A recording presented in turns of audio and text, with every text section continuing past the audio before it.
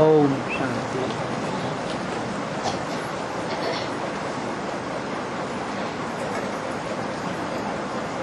अठारह जून 1968 की वाणी चल रही थी। चौथे पेज पर बात चल रही थी।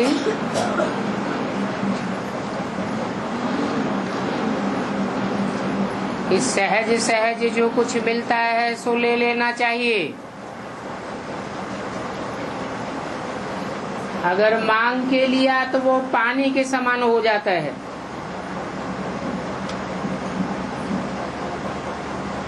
और खींच लिया सो खून बराबर। जोर जबरदस्ती करके कोई से ले लिया तो जैसे संकल्पों का खून हो जाता है।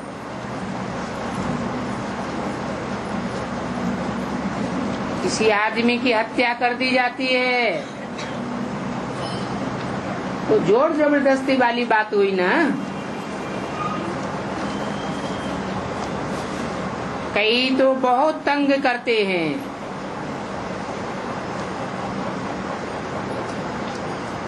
कर्जा उठाते हैं।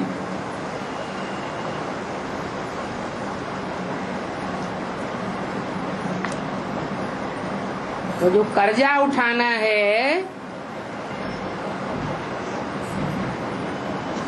वो भी रक्त के समान हो जाता है।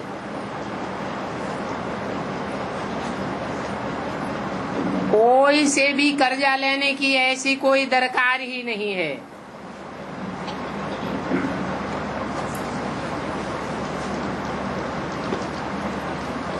फिर ये भी बताया है कि दान दे करके फिर अगर वापस लिया तो इस पर भी हरिश्चंद्र का मिसाल है।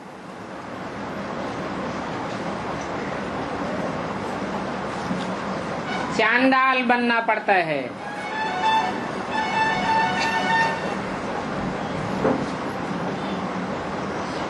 कभी भी दान दे करके वापस नहीं लेना चाहिए। बाप कहते हैं ऐसे काम मत करो।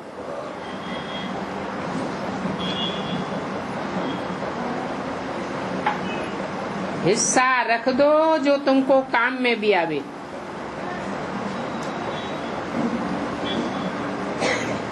बच्चों को इतना पुरुषार्थ करना है जो अंत समय में बाप की ही याद रहे और अपनी आत्मा के 84 का चक्कर भी याद आ जावे।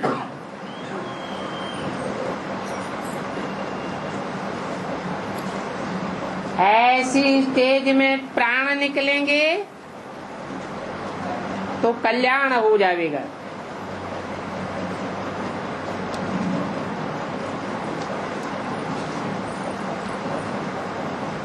बुद्धि से चक्कर लगाते लगाते प्राण भी छूट जाएं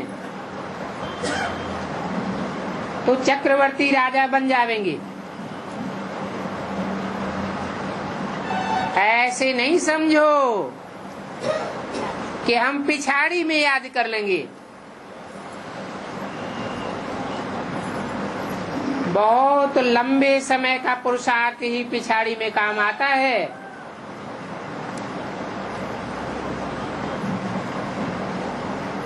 अंत समय में कुछ भी याद नहीं आवेगा।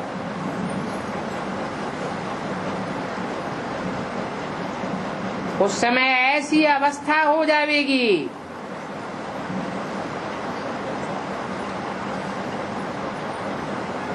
दुनियावी जो माहौल बिगड़ता जाता है उसका प्रभाव पड़ जाएगा। तो अंत मते सो गति हो जाएगी।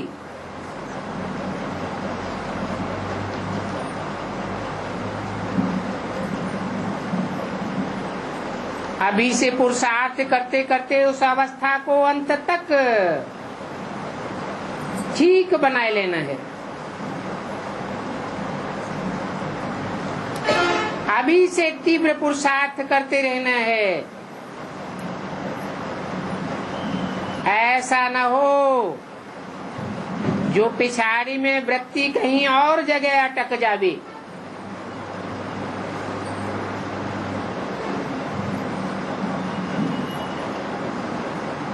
अभी से याद की प्रैक्टिस करते रहने से पाप कटते रहेंगे।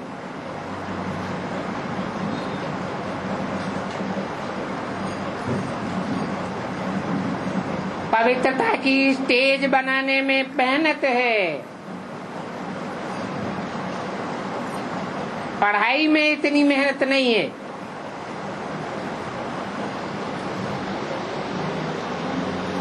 तो पवित्रता की बात पर बच्चों का ध्यान अच्छा रहना चाहिए।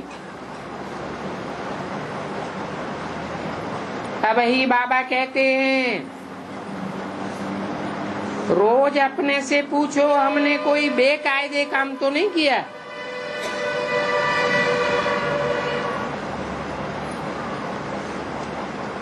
कोई को अपने नाम रूप में तो नहीं फंसाया, अथवा कोई के नाम रूप में खुद तो नहीं फंस मरे।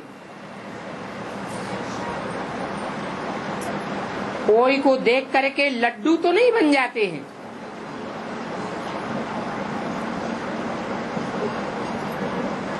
कर्मेंद्रियों से कोई भी बेकायदे कर्म नहीं करना है।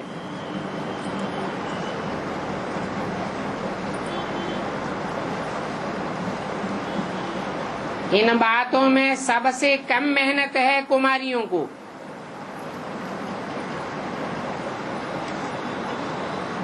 अगर कुमारी जीवन चल रहा है तो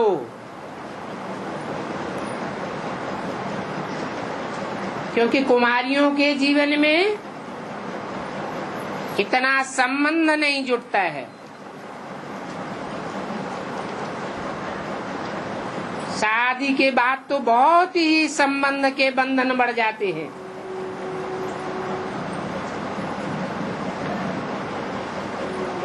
फिर जिन जिन रिश्ते नातों से संबंध जुड़ते हैं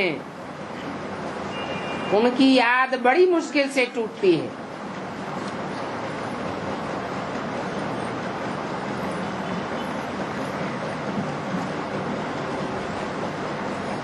विकार में गिरते गए तो बेड़ा ही गर्क हो जाता है।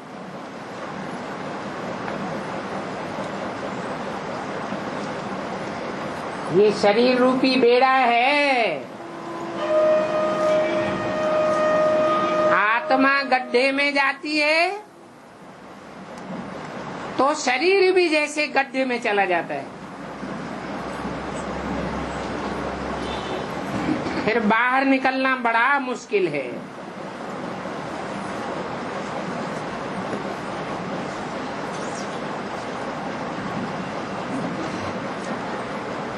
शादी होने के बाद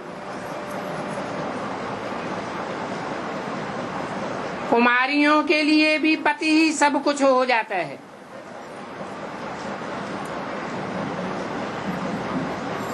तब तो पति के मरने पर या हुसैन करते रहते हैं।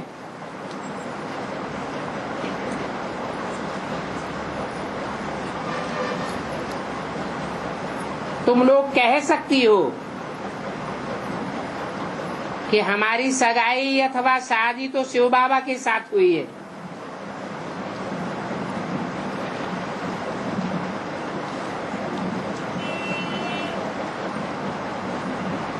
परंतु ऐसे भी नहीं कहना चाहिए।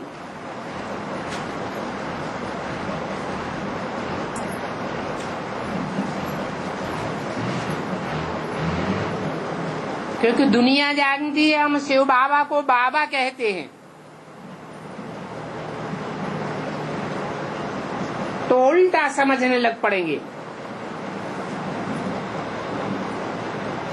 कहेंगे जब तुम्हारा बाबा है तो फिर बाबा से सगाई की जाती है क्या? तुम्हारी बातों को तो कोई समझ नहीं सकेंगे।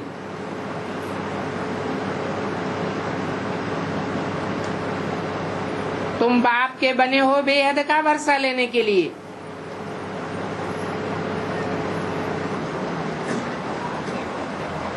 तो कहने लग पड़ेंगे कि शिव बाबा फिर उनसे सगाई काहे की।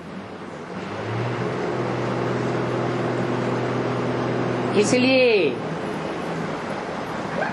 हर एक अक्षर बहुत ही ज्ञान युक्त निकालना है।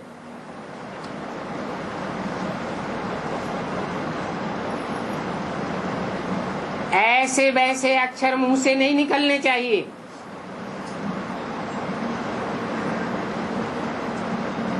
इसलिए हर एक बात बाप अच्छी रीति समझाते हैं।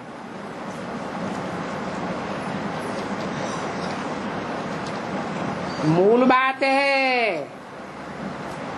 अपना रोज पोता मिल देखो।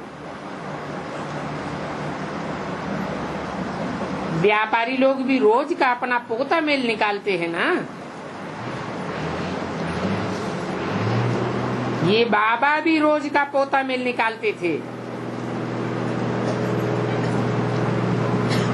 झट मालूम पड़ जाता था आज इतना फायदा हुआ। तो तुम भी रोज अपना पोता मेल निकालो, तो फिर तुमको मालूम पड़ता रहेगा कितना नुकसान हुआ।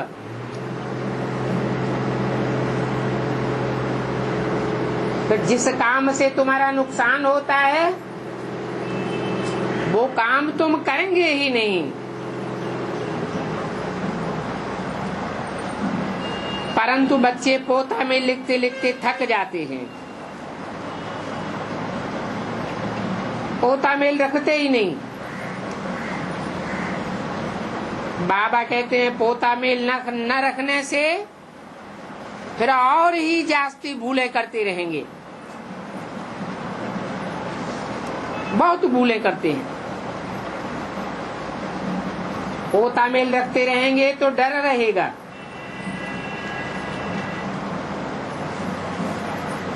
मालूम पड़ता रहेगा कि इस हिसाब से हमारा मर्तबा बहुत कम हो जाएगा।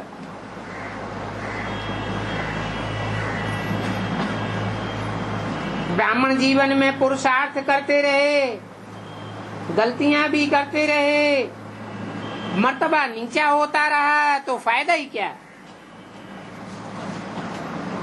और ही नुकसान हो जाता है।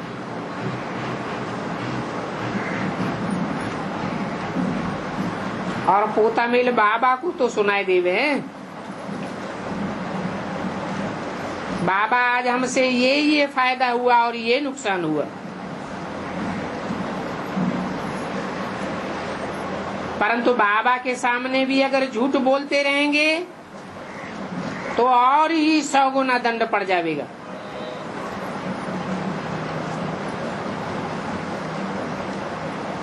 न सुनाने से भी भूले वृद्धि को पाती रहती है। अपने अंदर से भी पूछ सकते हो हमने क्या क्या विकर्म किए। इस बाबा को तो अपनी जीवन कहानी बचपन से याद है।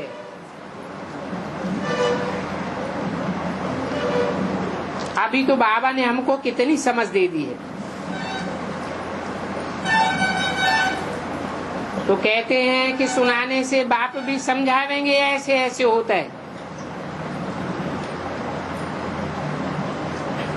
सर्जन इंजेक्शन लगाते हैं, राय देंगे, सुनाने से तुम्हारी बहुत हल्काई हो जाएगी।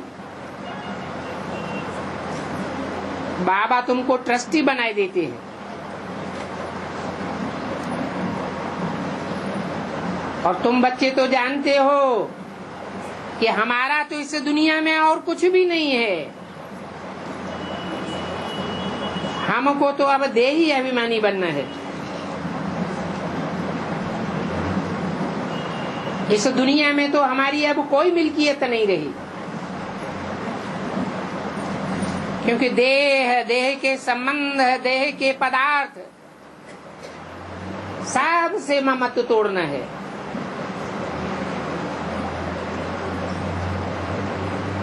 कोई में अगर प्यार हो जाता है तो वो भी जैसे कि मिल्कियत हो जाती है। वो सब बातें भी छोड़ देनी चाहिए।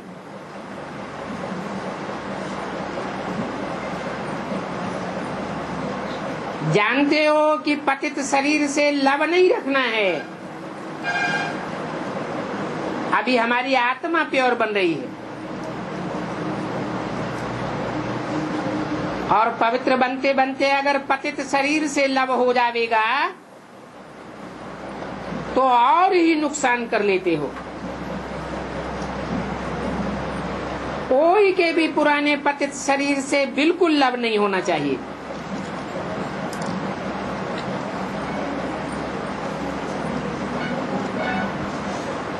वो भी देहभान बढ़ जाता है, इसलिए अनासक्त होकर के रहना चाहिए। सच्चा प्यार तो एक से ही करना है, बाकी सब से अनासक्त रहना है। भले गृहस्थी में रहते हो, बाल बच्चे आदि भी हैं, परंतु कोई में भी आसक्ति नहीं होनी चाहिए। आसक्ति की निशानी है कि बुद्धि में बार बार वही याद आता रहेगा। तुम जानते हो कि इन आंखों से हम जो कुछ भी देखते हैं वो सब खत्म हो जाना है।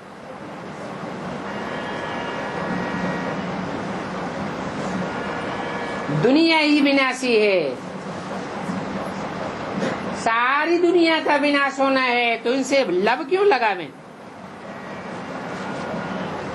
बाबा तो बच्चों को रोज समझाते रहते हैं कि ममत्व कुछ भी नहीं रखना चाहिए, एक में ही सारा प्यार गिरता रहे, बाकी नाम मात्र।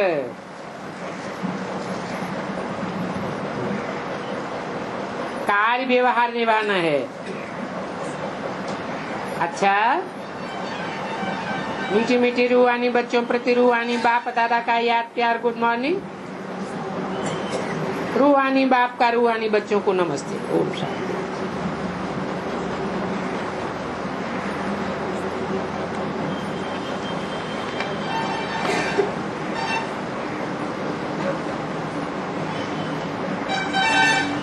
आज का रात्रि क्लास है 18 जून 1968।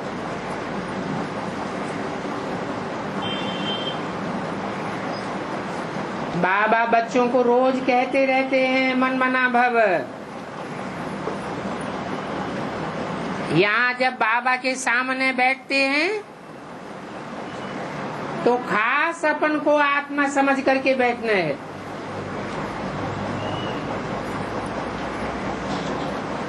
बच्चे फिर भी भूल जाते हैं, देहभान बना रहता है।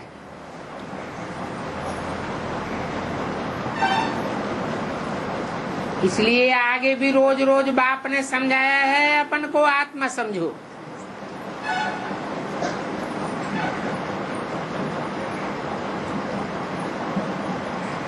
तुम बच्चों के लिए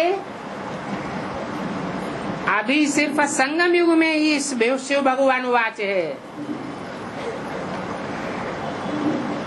वो शिव परमात्मा ज्ञान का सागर है।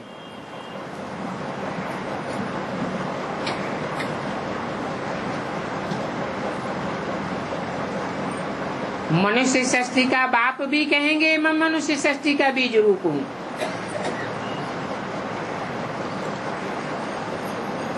परंतु वह भी तब कहते हैं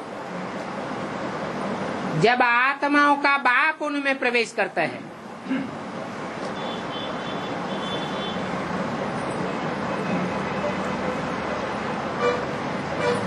कहते हैं हमको इस रचना के आदि मध्य अंत का नॉलेज है,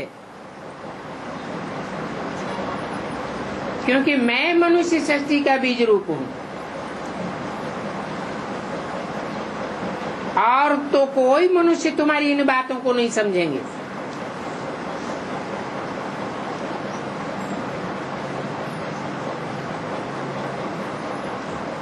तुम्हारा तो साकार में गुरु भी है।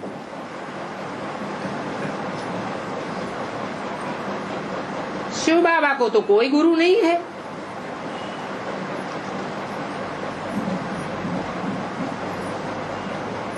यहाँ की परंपरा से गुरु करने का रिवाज चला आता है, परंतु भक्ति मार्ग में तो देहधारी गुरुओं को गुरु कर लेते हैं।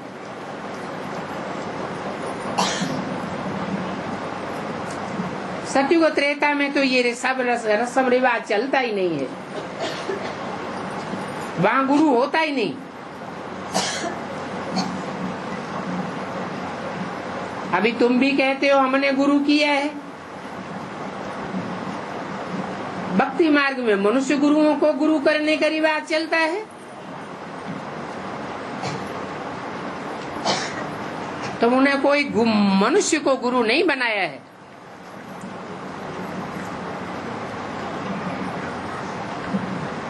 क्योंकि अगर मनुष्य को गुरु बनावेंगे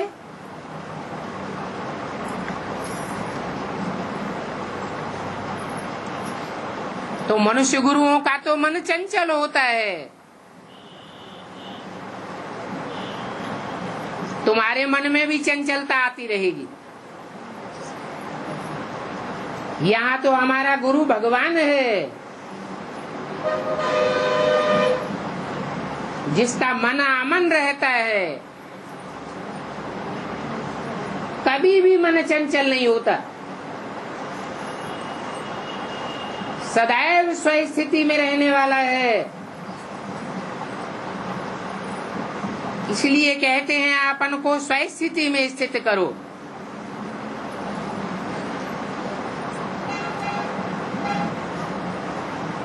और तुमको तो गुरु नहीं मिला है,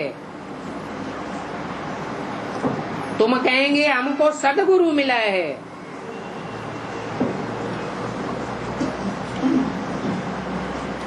भक्ति मार्ग में तो सिर्फ कह देते हैं सदगुरु,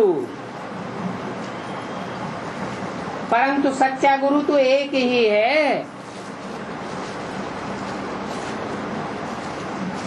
कहते भी हैं सच्चा सदगुरु शिव भगवान। सिख लोग खास कहते हैं एक सदगुरु अकाल मूर्त। तो जब एक ही सदगुरु है तो बाकी गुरु तो स्वतः ही सच्चे झूठे हो जाते हैं। वो अनेक गुरु हैं और ये एक सदगुरु है।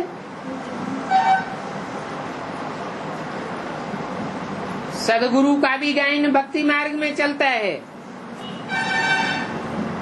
परंतु सदगुरु की कोई को मिलता नहीं है। तुमको तो मिल जाता है।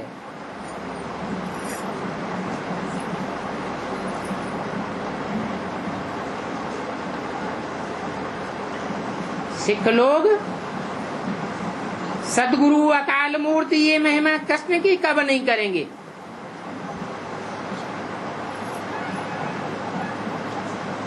कृष्ण कोई सदगुरु नहीं है।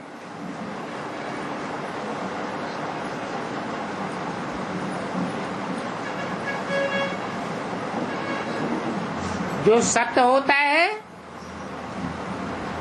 उसका कभी विनाश नहीं होता, असत्य का विनाश हो जाता है, झूठ का नाश हो जाता है। सच्चा तो सदैव ही स्थायी रहने वाला है।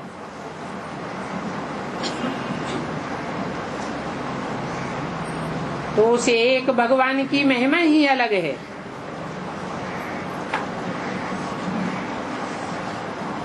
उस सच्चे सदगुरु भगवान से ब्राह्मण ही वर्षा लेते हैं।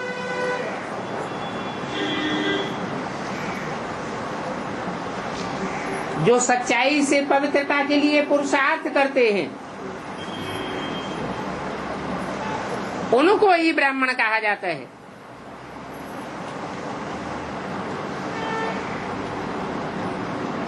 ऐसे ब्राह्मण देवता बनने का वर्षा लेते हैं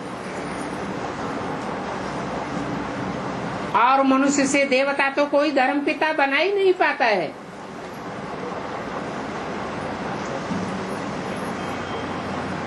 गैन भी है मानुष से देवता किए करतन लागी बार।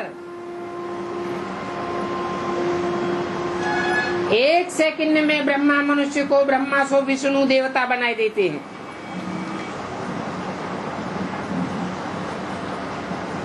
नहीं तो ये देवता पद कहाँ से आया?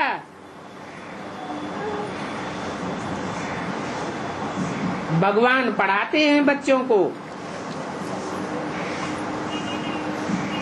जिससे इतना ऊंच पद मिलता है।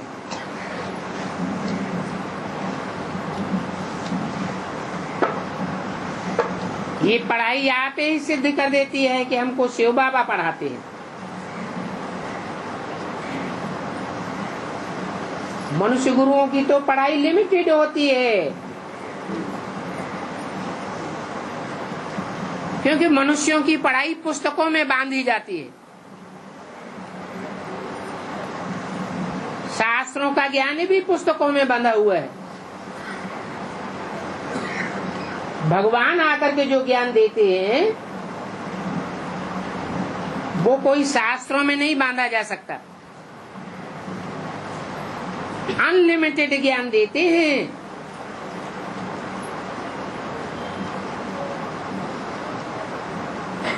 ये ज्ञान आप ही सिद्ध कर देता है अनलिमिटेड पढ़ाई को। तुम जानते हो शिव बाबा पतित पावन है, सदगति दाता भी है। मुख से एक्यूरेट अक्षर निकलना चाहिए।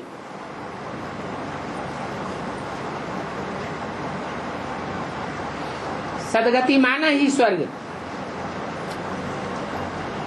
और दुर्गति माना ही नरक।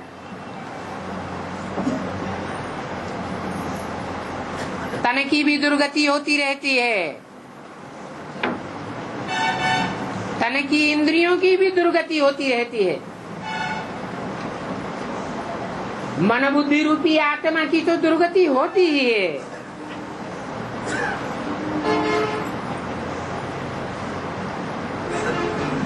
दुर्गति कहा ही जाता है नरक को। नर अर्थात मनुष्य। मनुष्य जो भी रचना रचता है, चाहे वो इब्राहिम बुद्ध क्राइस्ट ही महान मनुष्य क्यों न हो, वो रचना नरक ही बनाती है।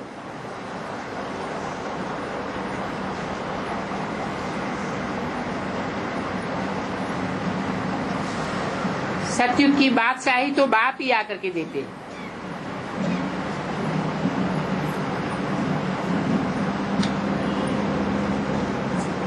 परंतु बाप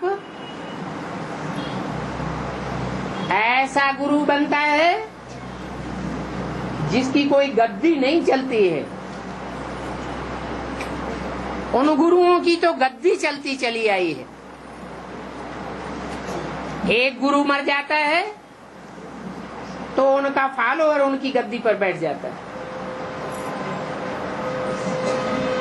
अब गुरु की ही दुर्गति हो गई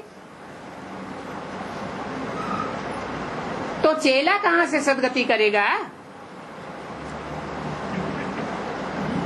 यहां तो ऐसी बात नहीं है। यहां तो गुरु की कोई गद्दी ही नहीं है।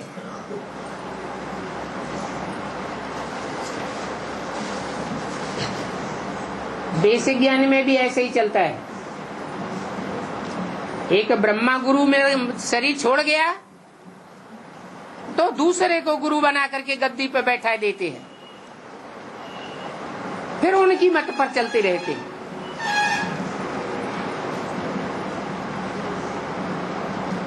ऐसे मनुष्यों को गुरु बनाने वाले कोई पद नहीं पावेंगे।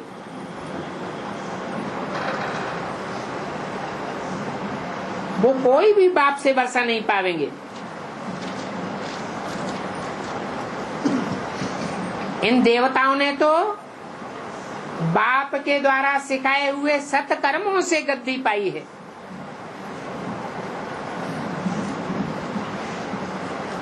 ऐसी गद्दी तो कोई मनुष्य मात्र दे ही नहीं सकता। बहुत मुश्किल है।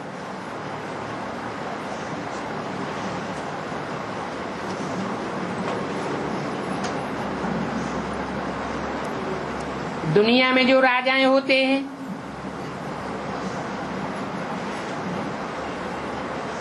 उनकी बुद्धि भी धन दौलत महल माड़ियों में लगी रहती है।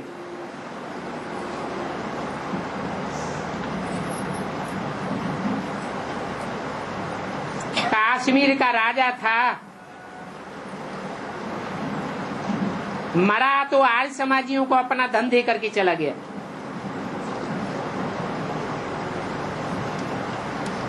अब आर्य समाजी तो उसका रिटर्न नहीं देंगे।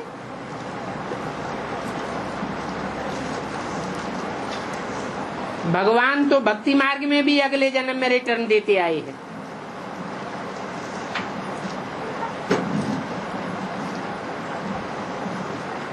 परंतु भक्ति मार्ग का दान है अल्पकाल का, हद का दान है।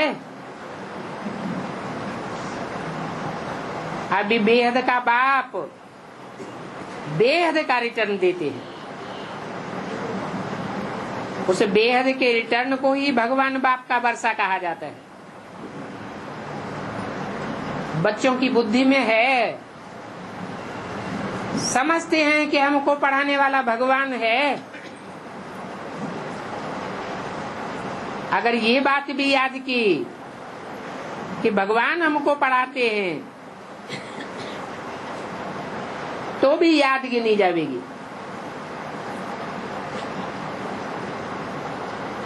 इसको भी कहेंगे मनमना भव। हम भगवान के स्टूडेंट हैं। हमारी एम ऑब्जेक्ट है, हम नर से नारायण बनने के लिए आए हैं।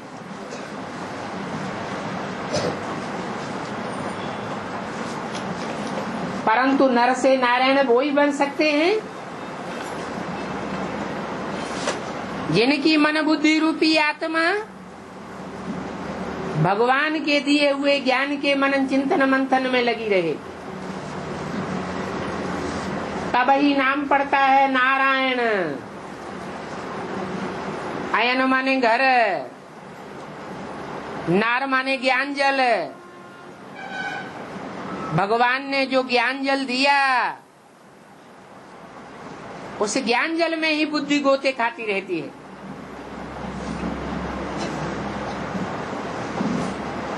तो देखो, टीचर को भी याद करेंगे तो भी मनमना भव होता है। बच्चे समझते हैं बाप ने हमको पक्का कराया है कि हम देह नहीं है, हम तो आत्मा हैं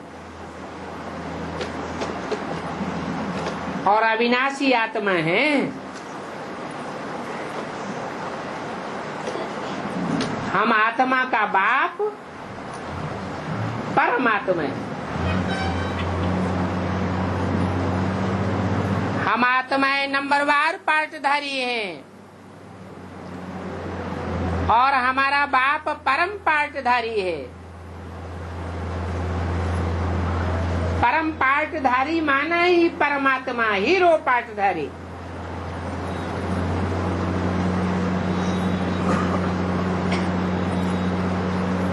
भक्ति मार्ग में भी भगवान को पुकारते रहते हैं।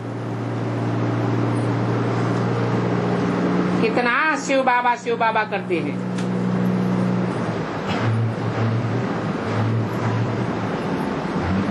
कहते हैं शिव काशी, फिर कहते हैं विश्वनाथ गंगा।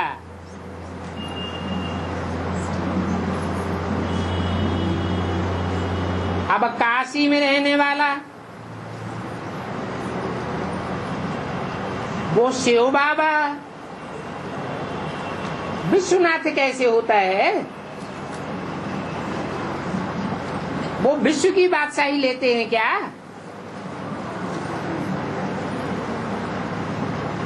वो तो विश्व की बादशाही देने वाला है। तो भक्तों ने गंगा अक्षर पिछाड़ी में लगा दिए है।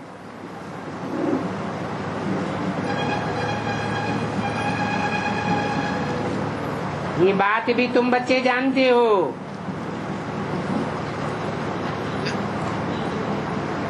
कि शिव बाबा और ये ज्ञान नदियां पारसनाथ बनाती हैं।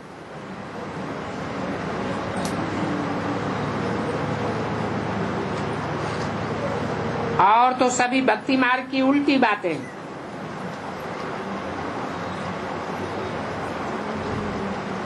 वो साधु सन्यासी तो गंगा के कंठे पर जाकर बैठते हैं, परंतु तुम बच्चे तो अभी शिव बाबा के कंठे पर बैठे हो।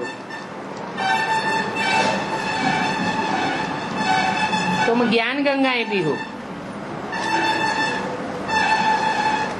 कहाँ भी बैठो तो ये बात पक्की कर लो, शिव बाबा की याद हो और षष्ठी चक्र का ज्ञान बुद्धि में फिरता हो। तुम ये बात जगह जगह लिख सकते हो। 84 का चक्र याद है, शिव बाबा याद है, जगह जगह लिखा होगा तो याद रहेगा। दिन प्रतिदिन नई नई बातों की एडिशन होती जाती है, जबकि हम बाप के बच्चे हैं और हमारा बाप है हेवनली गॉडफादर है, जो स्वर्ग का रचयिता है। तो हमको भी स्वर्ग का मालिक होना चाहिए, परंतु अभी हम नरक में क्यों बैठे हैं?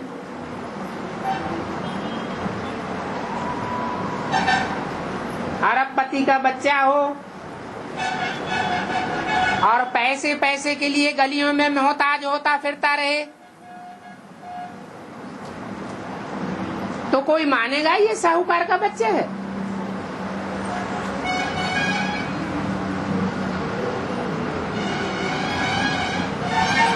अभी तुम स्वर्ग के मालिक बन रहे हो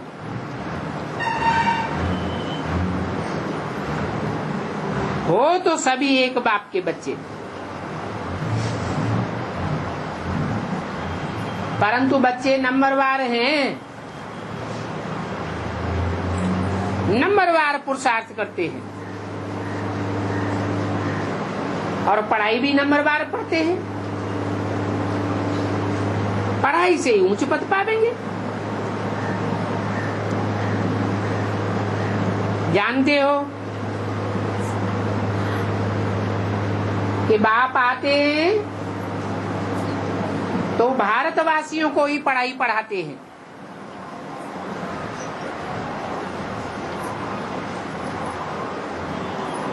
कहाँ के वासी? भारतवासी।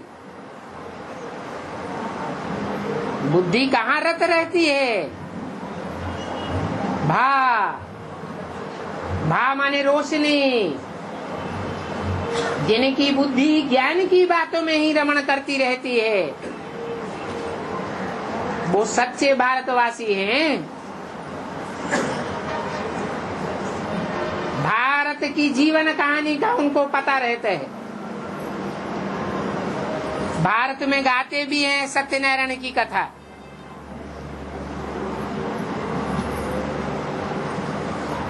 जरूर उनको बाप ने कोई समय बरसा दिया है।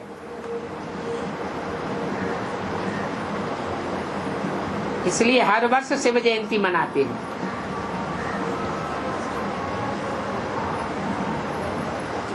ये हर वर्ष शिव जयंती क्यों मनाते हैं? इस बात को कोई समझते नहीं है। जरूर इनका पुरुषार्थ वर्ष वर्ष ऊंचा चढ़ता रहता है।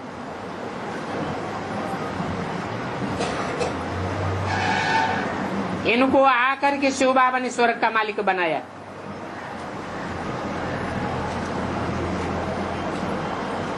तुम ये बात जानते हो कि शिव बाबा आकर के पढ़ाई पढ़ाते हैं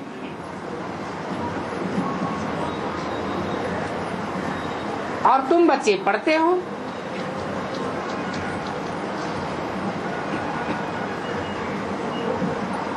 बाबा जो पढ़ाई पढ़ाते हैं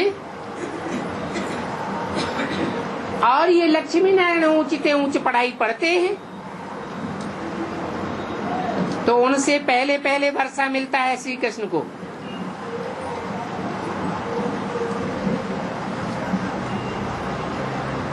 जो प्रिंस प्रिंसेस राजा रानी बनते हैं,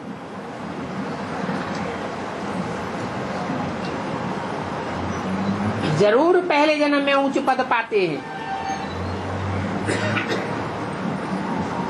बाद में सतयुग के और जन्मों में नीचे गिरते जाते हैं।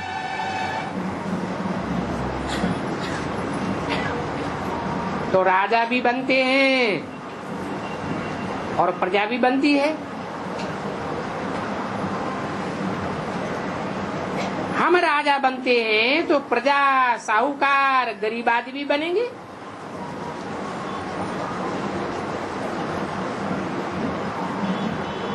ये बातें बाप बच्चों को समझाते हैं कि दुनिया में हर व्यक्ति की, हर आत्मा की, हर चीज की 4 अवस्थाएं होती हैं। तो तुम्हारा पुरुषार्थ भी 4 अवस्थाओं से पसार होता है।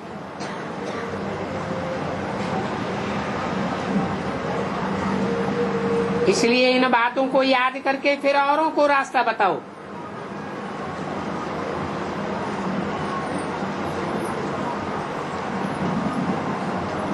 ये आबू में प्रदर्शनी पहले भी बच्चों ने रची थी, जो अभी फिर रच रहे हैं औरों को रास्ता बताने के लिए।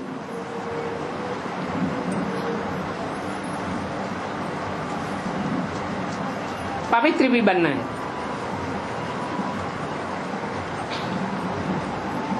जब तुम पवित्र सतो प्रधान बन जावेंगे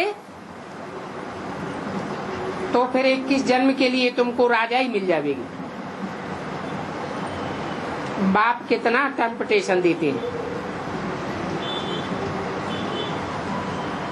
अच्छे अच्छे बच्चे तो झट प्रतिज्ञा कर लेंगे, फिर माया भी गुटखा खिलाती रहती है। ये माया बड़ी जबरदस्त है।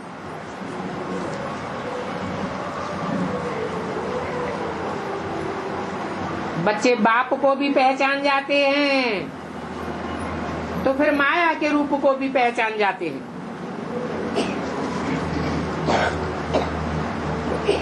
बाप ऐसे बच्चों को मीठे मीठे बच्चे कहते हैं।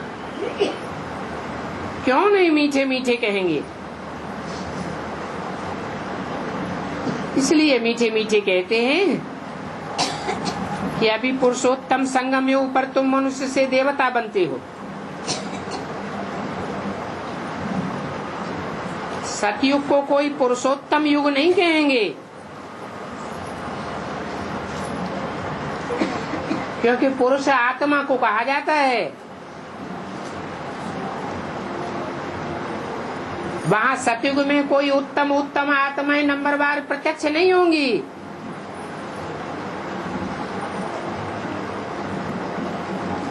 कल्याणकारी पुरुषोत्तम संगम युग तो अभी है।